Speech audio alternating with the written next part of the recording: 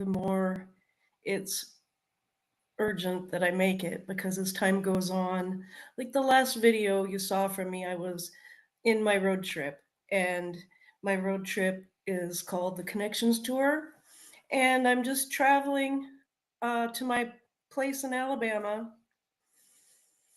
and meeting lots of my friends along the way, friends from quilting days, friends from Facebook, and just reaching out and making actual real connections with people. So I launched that on uh, September 13th. I left Darrington, Washington, and had a marvelous time. I stopped in uh, Missoula and saw my grandson. And then I saw some friends I hadn't seen in over 10 years in Wyoming, and saw a longtime friend in Colorado Springs, which was amazing. Went to Garden of the Gods. Like the whole trip was fantastic, except for you don't know what you don't know until you know it. So I had anticipated being able to have more time at my charging stops to make some videos to keep you updated, because along with my trip to connect with old friends I know in person, and new friends that I've never met in person but just known online, I am leaving Random Acts of Artwork, this one. And if you register on my website, if you find one of these Random Acts of Artwork and you register on my website, you'll be entered into a drawing to win the quilt that I'm making out of that panel fabric that's stitched onto each Random Act of Artwork. So I'm actually in the process of adding borders to this panel. It'll be a nice lap size quilt that you can enter to win if you're one of the lucky people that gets to find one of my Random Acts of Artwork along the way. But unfortunately, my tour was abruptly interrupted when I was in Austin, Texas. Oh, I forgot to say, my friends in Hillsboro were amazing. I had such a wonderful time seeing them too, Hillsboro, Texas. But I got to Austin, had dinner with uh, Robert, and then was at a supercharger when my oldest son Sam called me to let me know that Jaron, my younger son, who's 25 and has struggled with type 1 diabetes since he was 10, had been found passed out on his floor, and he was in a coma. He'd been unresponsive for 2 days. Um, so, of course, I turned right around and headed back towards Washington so that I could be there with Jaron and the rest of the family so we could decide, what needed to be done, because Jaron was already in kidney failure. He'd started dialysis in June. He'd had a catheter since April.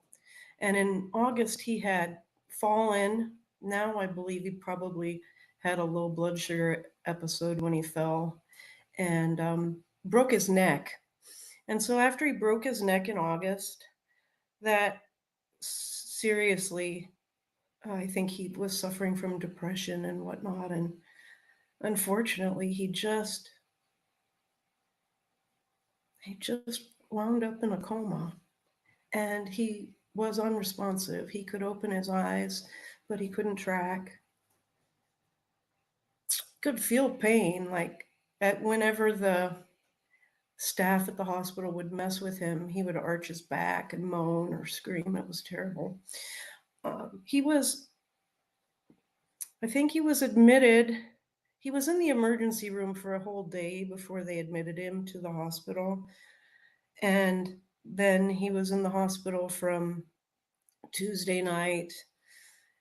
And when I got home on Friday morning, I went down to the hospital, and I spoke with Sam. And uh, Jaron had a bad episode about a year and a half ago, and he had gone septic. It was incredibly serious. He was in the ICU for a couple of weeks. And at that time, we had made it a priority to make sure that he had his papers in order, because Jaron was single and he needed a power of attorney if he ever should become incapacitated. And And we really needed to know what he would like if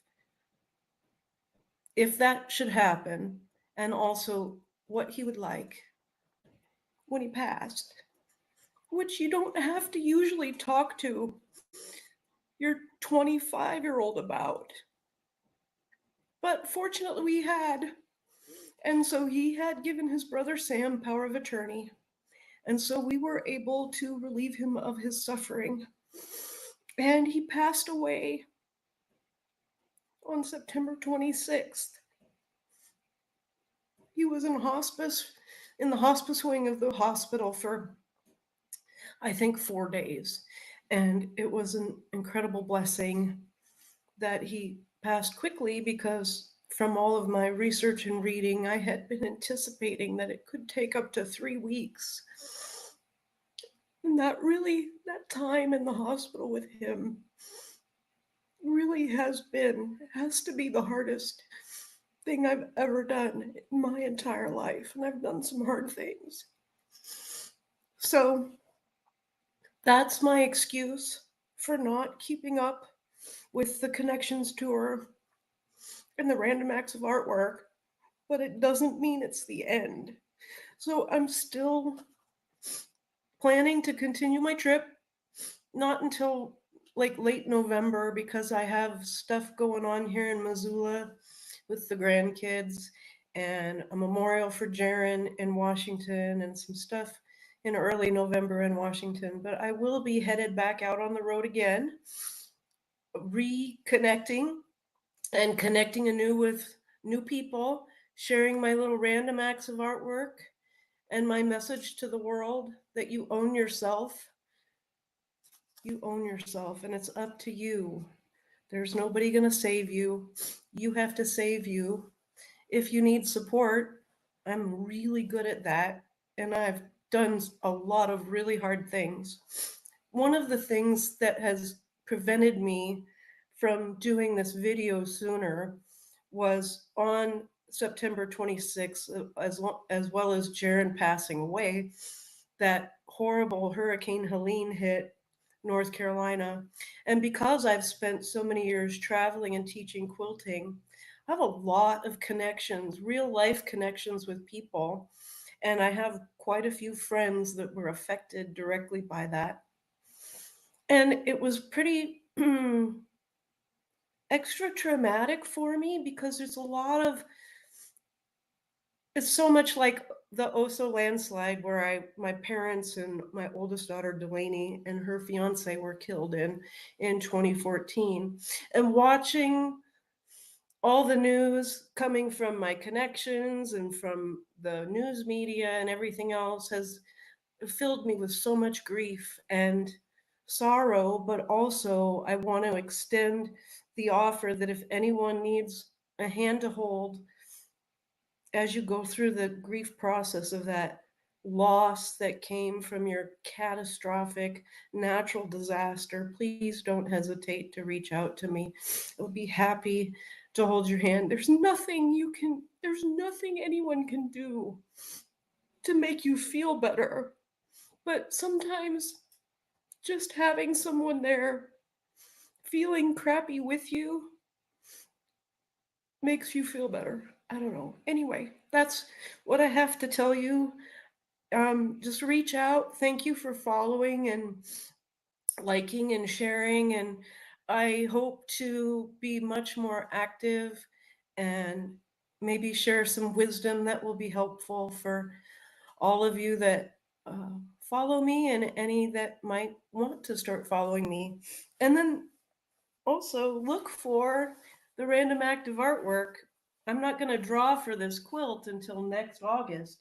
So there's lots of time and road trips for you to maybe find an entry. I really appreciate you taking the time to listen to me today. And I look forward to meeting you and connecting with you